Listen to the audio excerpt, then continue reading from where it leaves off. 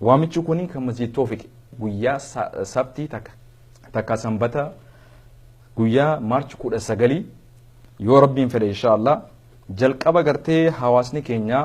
mana amata kudha takka dura Masjid Toofiq Noorzitti ijaarate itti xiqqaachuudhaan hawaasni ballachaa dhufuudhaan guddachaa dhufuudhaan ilmaan amata 10 dura dhalatan arraan tana amata 10 jiran khan amata 10 dura amata 10 tura amata 20 jira ilmaan keenya guddachaa jira khanaafu bakka gartee hawaasni keenya rabbii isaatti gabbaru akkasumatti tajaajila adda addaa itti arkatu baruun afaan oromootis tana tajaajila adda addaa itti arkatu miliyoona takkaa fi tuqaa sadiin mana bitannee jira mana binnee kana haariyaan akka gartee waan inni ijaaramee hin beeknetti haariyaan ijaaraa jira xumuruudhaaf doolaara 500,000 nu hafe ammaaf ilaa doolaara 600,000 itti baasnee jirra almost tolchaan isaa keessi ijaaruun maaliif mana barumsaa kutaa takkarraa ilaa kutaa 10-12 keessatti ijaaramaa jira ijaarameellee jira inshaallah bakka ijoolleen itti taphattu bakka hafuura itti fudhattu miila itti diriirfattu kubbaa miilaatii fi kubbaa harkaallee itti taphattu jira akkasumatti mana reefka itti dhiqannu du'aa keenya bakka itti gartee keessa keenyu mana firijaati jira akkasumatti bakka gartee hawaasni itti wal gahu multi purpose community room jira kan dhimma adda addaa keessa baafachuu dandeenyu gadda keenyaa fi gammachuu teenyallee keessatti gaggeeffachuu dandeenyu akkasuma gaa tajaajila gartee afaan manguddoo teenyaaf nama biyya kanaaf haariyaa afaan hiikuu kan waraqaa mootummaarraa dhuftu meedikaalarraa waan adda addaa asitti gartee tajaajila social service fi akkasumatti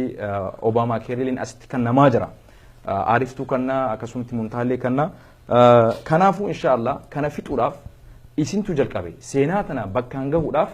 namni gartee akkuma oromoon teenyatu eela qotuu jalqabe ifi fixa jaan gartee kanaafu bakka tana gartee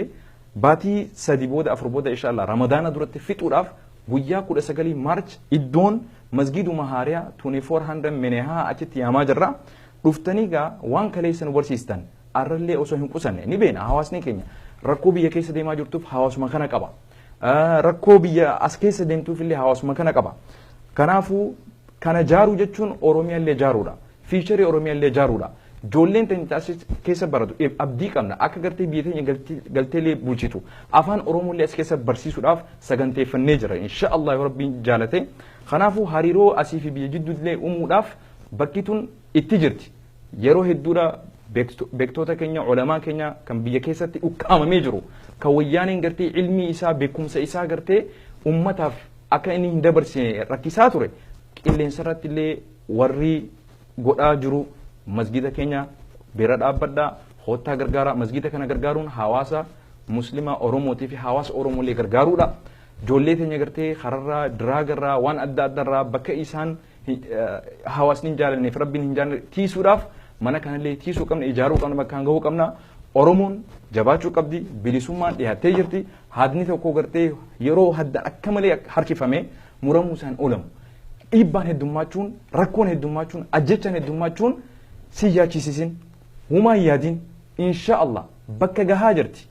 if duuba hin deebi'in hin sodaatiin namni sodaatuutu bakka hin geenye onni goradhu waa takka illee qabaachuu qabnu rabbii qabna rabbii gaditti wal qabna yoo jabaanne inshaallah ni moona jabaadha warri rakkatan obsa